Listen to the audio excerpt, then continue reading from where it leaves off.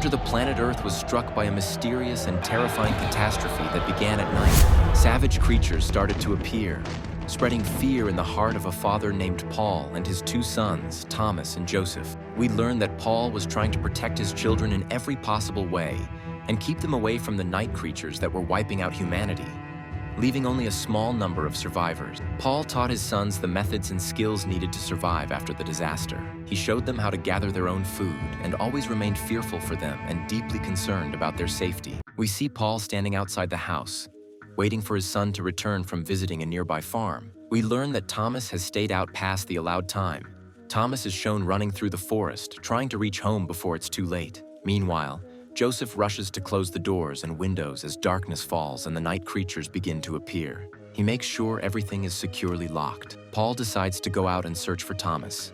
But at that moment, Thomas finally arrives and apologizes to his father for being late. They enter the house, shut all the windows and doors, and secure the home. At the dinner table, Paul warns his son not to be late again.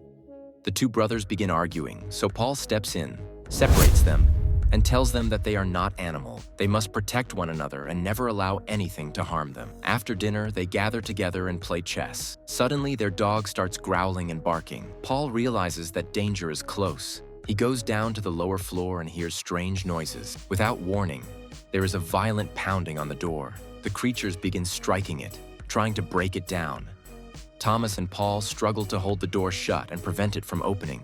Eventually, the creatures retreat, and the noise fades away. When morning comes, Paul goes to inspect the door and finds signs of damage, so he decides to repair it. He then tells his sons to go into the forest to gather wood.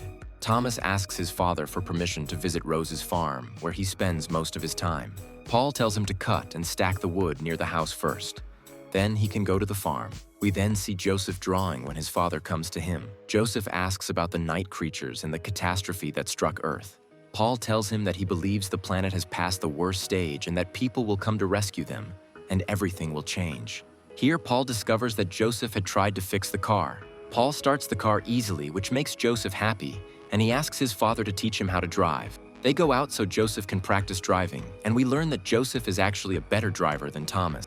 Paul then asks his sons to go and collect supplies that could help them secure the house. On the way, Thomas decides to leave Joseph and head to Rose's farm. He goes there and meets Rose's daughter, Charlotte. He tries to get close to her and talk to her, but she keeps her face buried in her book and shows no interest. Just as he decides to leave, she calls out to him and asks for his help. Meanwhile, Joseph drives to an old storage building and starts searching for things that might be useful. As he lifts a cover lying on the ground, a massive swarm of large locusts suddenly attacks him. He struggles to fight them off, but they are unusually big and overwhelming. Back to Thomas, who is sitting with Charlotte near a large tree. She begins telling him about her childhood memories and how her family managed to keep her safe despite the harsh conditions the planet has faced. After that, Thomas says goodbye. As he's about to leave, she asks him for a hug. He hugs her, then runs off because darkness is starting to fall over the forest, and he must return home as quickly as possible before the deadline. Now we return to Joseph, who is trying to start the car, but it won't turn on. He grows anxious as night falls. After a while, the car finally starts, and he drives off to meet Thomas. However, Thomas has slipped into a valley in the forest after losing his footing. He falls, hits his head, and loses consciousness. Joseph waits for Thomas at the gate of Rose's farm. But when Thomas doesn't show up, Joseph is forced to leave because night has fully fallen. When he arrives home, Paul rushes to him and asks about his brother. Joseph explains that Thomas went to the farm and that he waited for him, but when he didn't return, he had to leave. Paul immediately sets out to search for Thomas, taking the dog with him. Meanwhile, Thomas regains consciousness and tries to figure out where he is. He attempts to light a fire, but at that moment, Paul and the dog are searching the forest for him. As soon as Thomas lights the fire, he sees the creature's hand appear in front of him. The dog hears the sound of the monster, and they rush toward Thomas. The creature is trying to drag him upward, but Paul arrives just in time and quickly kills the monster. After that, Thomas climbs down and hugs his father, asking him how he managed to get there. Thomas explains that he tripped, fell into the place, and hit his head. He tells his father that they have to stay there for the night, and that it would be better to close the opening so the night creatures don't come and attack them. Meanwhile, We return to Joseph, who had fallen asleep while waiting for his father and Thomas to come back. However, he isn't fully sure that he locked the door properly. At that moment, a night creature arrives, opens the door, and reaches its enormous, terrifying hand inside the house. The creature nearly reaches Joseph, but its hand falls short. It pulls its hand back, opens the door wider, and enters the house. Just as it gets close to Joseph, he activates a trap he had set up. He pulls a string, and a cage drops down from the ceiling, trapping the creature inside. We then return to Paul and Thomas, who are surrounded by creatures attacking them from every direction. Paul has an explosive device, so he places it inside the opening and sets it on fire. The explosion goes off, throwing Paul far away. Joseph hears the blast, quickly takes the car, and drives off to look for his father and brother. The dog finds him, and Joseph follows it. Soon, he reaches Thomas, who is dragging his injured father through the forest. They put Paul in the car and drive back home. Paul is in terrible condition, and his hand is badly injured. They don't know what to do to save him. Later, Thomas notices the cage and asks Joseph about it. Joseph tells him that he captured one of the creatures the night before using a trap he had carefully prepared. Thomas becomes angry and frightened for Joseph, telling him he could have died because of his reckless idea. Thomas quickly lifts the cover, trying to look at the creature. But Joseph warns him that these monsters are harmed by light and lose control when exposed to sunlight. Thomas insists they must kill the creature before it kills them. They go into the room, and Thomas grabs a knife to kill it. Joseph refuses, saying they must not open the cage and should kill it from outside instead. But Thomas doesn't listen and opens the cage. Immediately, the creature escapes and hides under the bed. It traps Thomas and Joseph in the room. The dog rushes in and attacks the creature. The monster manages to break free from the dog and lunges at Thomas, but Joseph reacts quickly, grabs a spear and stabs it. Thomas then quickly finishes it by stabbing its head. After that, they decide to take their father to Rose's farm for help. However, Rose and her husband refuse to take them in. Rose says that only Thomas can stay. Thomas and Joseph return to the car, and Joseph tells Thomas that he can stay there because he loves that place more than anything, and that everything that happened is because of him. The brothers begin to fight, and Thomas grabs Joseph by the throat. At the last moment, he lets him go. Joseph takes his father and drives away in the car, while Thomas goes with Rose's family. We see him with Charlotte as she serves food. Later, they go to her room, and Thomas talks to her about his relationship with his brother Joseph and the memories they share. As Thomas tries to get closer to Charlotte, her father walks in and sees them together. He immediately takes Charlotte outside with him. Meanwhile, Joseph arrives home and notices signs of a creature outside the house. He goes inside and starts searching for it, but he can't find anything. At that moment, we see Thomas searching inside Charlotte's house for medicine for his father. Charlotte comes in and asks him what he's looking for. He tells her he can't stay there. His father is suffering and could die at any moment, and he has to go back and help his little brother. She gives him the medicine and asks him to promise to return to the farm. He tells her he will come back for her and tells her not to be afraid. He then runs as fast as he can to reach home before darkness falls. On the way, Charlotte's father confronts him and accuses him of stealing.